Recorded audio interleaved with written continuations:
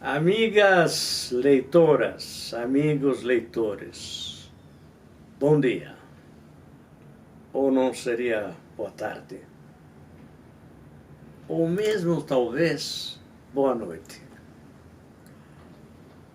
Esse meu ingresso no assunto corresponde à minha visão einsteiniana do tempo. Não que eu tenha o tamanho daquele gênio da física, mas dá-se apenas que eu tenho a convicção que o tempo não existe. Tudo acontece no mesmo instante, infinitesimal ao tentar medi-lo, e sem que a gente se dê conta dessa concomitância.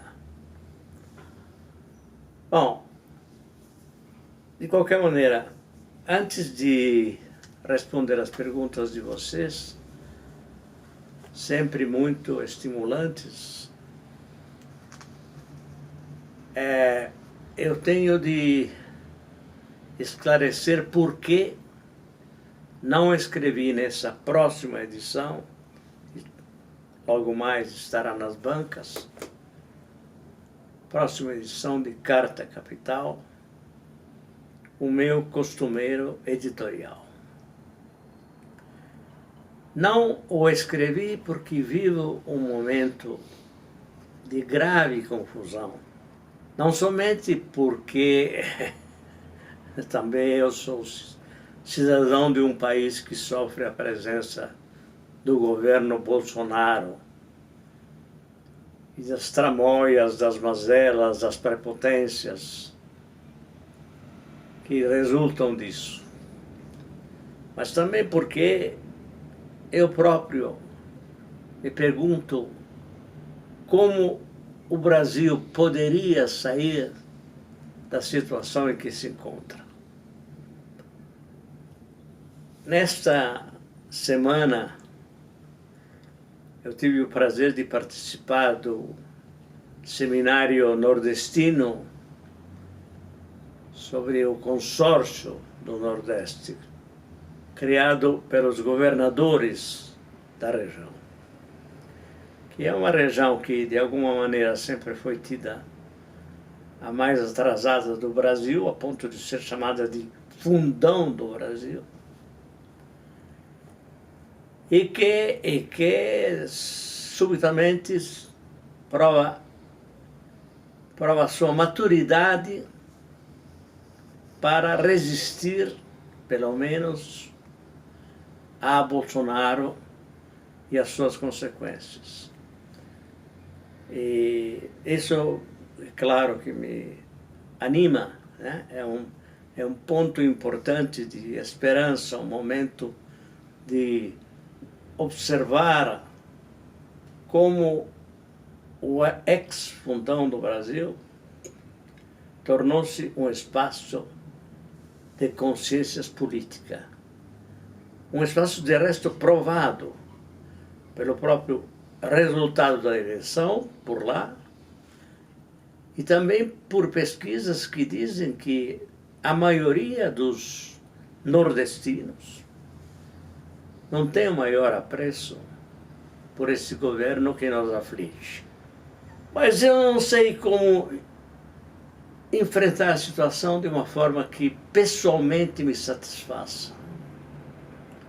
Mesmo porque tenho de confessar a enorme dificuldade a lidar até com amigos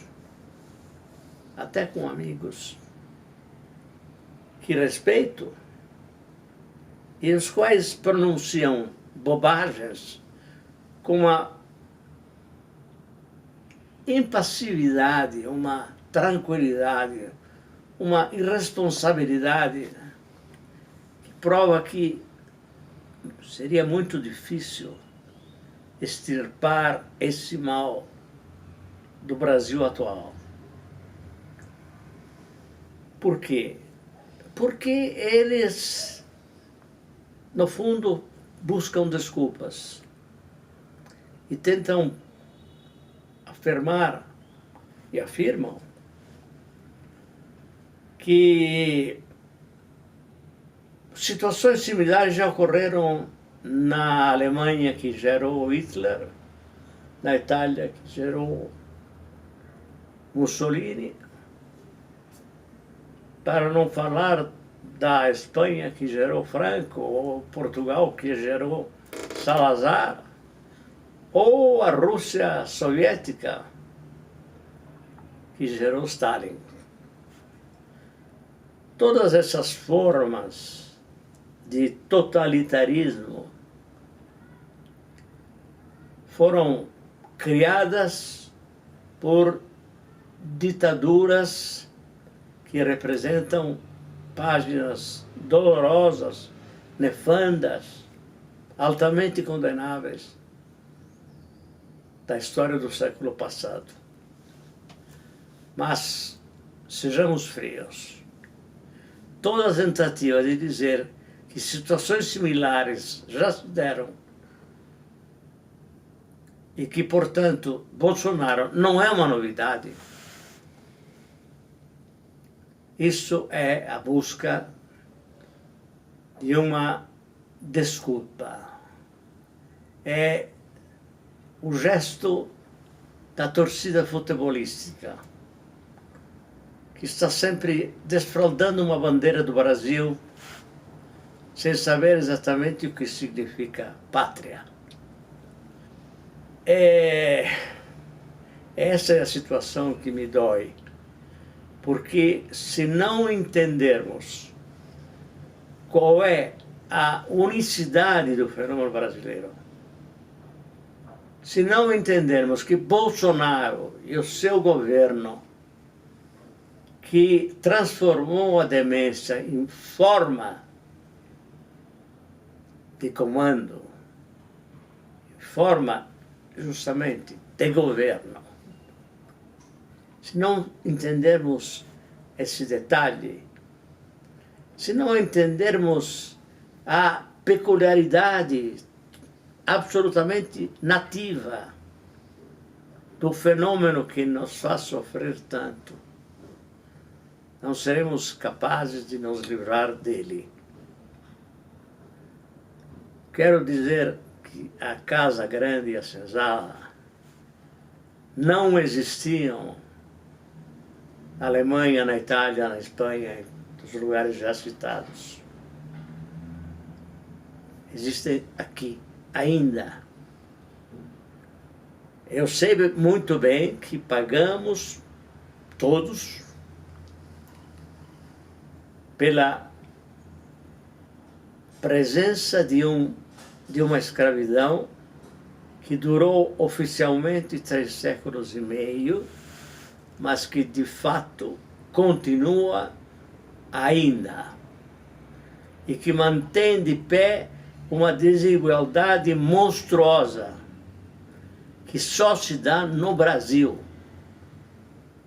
Essa desigualdade que repete os erros do passado e nos ainda mantém numa condição de medievalidade, e digo da Idade Média mais sombria, da Idade Média inicial, da grande balbúrdia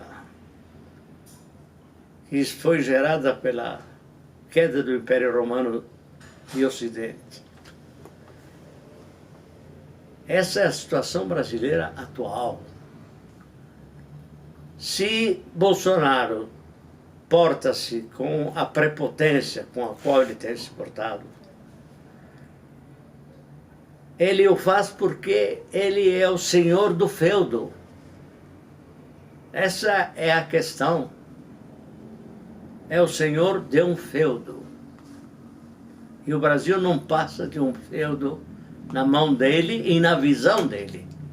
E dos seus companheiros de ação. E dos militares que estão com ele e que o seguram no poder, evidentemente. e que representam uma forma inédita de comportamento militar. Não existe exército igual. O nosso sempre foi um exército de ocupação que se permitiu uma série interminável de golpes contra as constituições que se repetiram ao longo do período, desde a fundação da República, que foi fundada por meio de um golpe. Se não entendermos que Bolsonaro, nós o criamos, que Bolsonaro tem a cara do Brasil, tem a cara dos nossos erros, da nossa insensibilidade, da nossa ignorância, da nossa incapacidade de entender o que as lições do iluminismo deveriam ter criado. Então não conseguiremos nos livrar dele. Se até os amigos que eu respeito acreditam que a situação atual já tenha ocorrido em outros lugares do mundo e em tempos relativamente recentes, nós não nos livraremos jamais de Bolsonaro e do seu governo demente. Eu preciso, então, definir melhor a minha postura pessoal, porque se me falta interlocução, se me falta interação, eu estou perdido. É isso que eu queria dizer. Nós temos de perceber até onde vão as nossas falhas, que são imensas. Não soubemos até agora acabar com essa medievalidade que coloca poucos ricos muito bem defendidos contra uma monstruosa, enorme, infindável humanidade pobre. Bem, era isso que eu queria dizer. Então, estou vivendo um momento de confusão pessoal e queria aqui explicar por que essa semana me faltou ânimo para escrever o meu costumeiro editorial. Vamos às perguntas.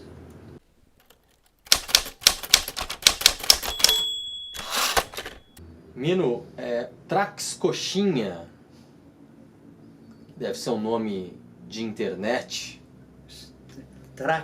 Trax Coxinha. Trac com C. Trax com K. Trax. Trac Coxinha, sei. Qual aprendizado você acha que o Bolsonaro deixará o Brasil após 4 anos de desastre? Sim. Um abraço e vida longa. Não é exatamente essa a pergunta que eu dirijo aos meus botões. Há condições de considerar essa perspectiva ou não? Eu acho que não há a menor condição. Se nós não percebemos que ele foi gerado por nós mesmos, estamos perdidos, né? Mas eu acho que estamos perdidos neste momento. A minha única esperança se dirige ao Nordeste, a esses estados que resistem e que me levam a dizer que eu também sou Paraíba. Mino, Alisson Santos pergunta, onde está o mineiro Aécio? E por que ele não é punido? Acho essas questões totalmente secundárias. Não é o fundamental? Não estamos sofrendo porque Aécio não é punido. Estamos sofrendo porque houve um golpe que começa em 2014 com a Lava Jato, que prossegue com o impeachment de Dilma Rousseff,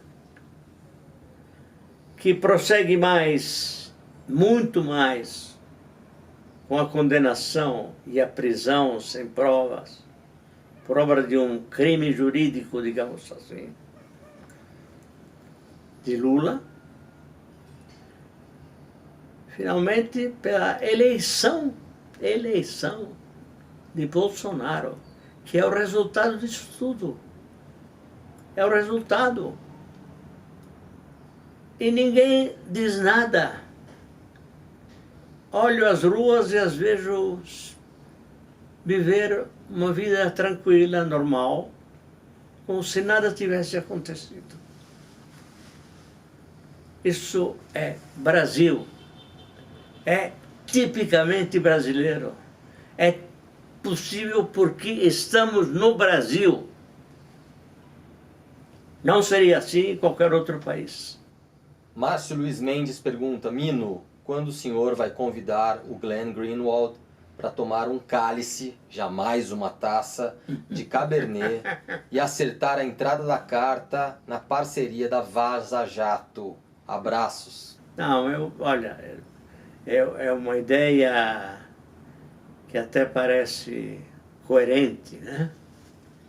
Mas, de verdade, eu acho que ao Greenwald e ao seu Intercept, brilhante na sua ação constante e cada vez mais aprofundada, cada vez mais próxima dos alvos, que fingimos ignorar, que a mídia nativa ignora. Sejamos claros. Esse é Brasil. Não é a Alemanha de Hitler, não é a Itália de Mussolini. Não, é o Brasil. Então, eu não vejo chances, seriamente, de escapar a tudo isso, né? Nós somos o fruto de uma degringolada monstruosa, pavorosa, terrificante. E somos o que somos. Mino, agora a gente vai deixar um pouco a política e falar de outros assuntos. Tá ótimo. Julie Dapor, Mino, pasta ao pesto genovês ou fungo porcini?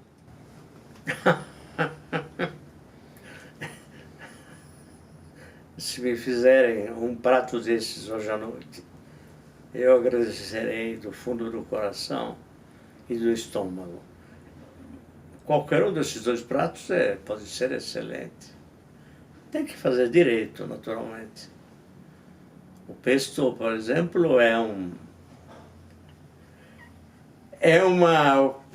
demanda uma operação complexa. Mesmo, eu diria mais que uma pasta aos funghi porcini, diria um risoto aos funghi porcini, se eu pudesse escolher, né? Mas é um prato mais simples, o risoto ai funghi porcini, na minha modestíssima opinião. Hermes Freire, oi Mino, meu pai foi à guerra na Itália lutando contra o nazismo, em Montese e Monte Castelo. Planejo ir lá no futuro. Pode me falar um pouco dessa região? Adoro pequenas vilas com comidas boas e sem turistas americanos. Bem, os turistas americanos estão em todos os cantos e não é fácil livrar-se deles. Mas eu, inclusive, fui repórter no cemitério brasileiro de de Montese, exatamente nesta região. Havia um cemitério brasileiro, depois os corpos foram trasladados, tinha 300 soldados enterrados ali, e os corpos foram transladados para o Brasil.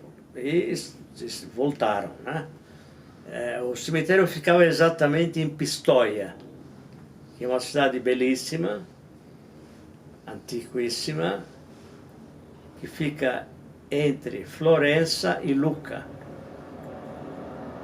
E eu estive lá exatamente no dia da celebração das vítimas da guerra, das vítimas brasileiras da guerra, e no momento em que já estava decidida a transferência para o Brasil, e o cemitério ia fechar. Estive lá, exatamente. Falo de, se não me engano, do final da década de 50. É uma região, é a Toscana, né? Eu disse Pistoia, Lucca, logo mais vem Pisa. E ali no meio tem coisas como Volterra, como Pienza. São cidades de encanto. Uma região do Chianti, onde se produz um vinho excelente, baseado na uva Sangiovese, que é também a uva usada no Brunello, que é de Montalcino, outro recanto encantador. Uva Sangiovese. E os vinhos que vêm de lá são excepcionais. Sem contar alguns outros que são vinhos de origem francesa, de uvas francesas, mas plantadas à beira do mar, como se dá em Bolgheri, para produzir um vinho excelente chamado Sassicaia, que é um Bordeaux francês, mas revisitado por uma terra à beira-mar, uma terra estupenda, uma terra de sonho, né? Toscana toda a região toscana é um dos pontos altos da civilização ocidental. Leandro Aloísio. Essa vai tomar bastante tempo. Sim. Na estante, dentre os livros, eu vi a lombada de O Belo Antônio. Sim. Poderia, Mino, nos indicar 20 livros fundamentais para uma formação humanística que não estejam no cânone costumeiro? 20 livros? Bem, olha, eu pensaria nos autores, né? Pensaria nos autores. Tem dois autores que são fundamentais no meu entendimento. Um é Dante Alighieri, outro é William Shakespeare. Estes senhores escreveram coisas definitivas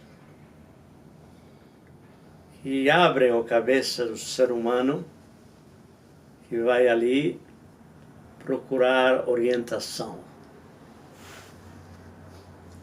Agora, tirando esses dois senhores, cuja importância é inútil ressaltar, eu acrescentaria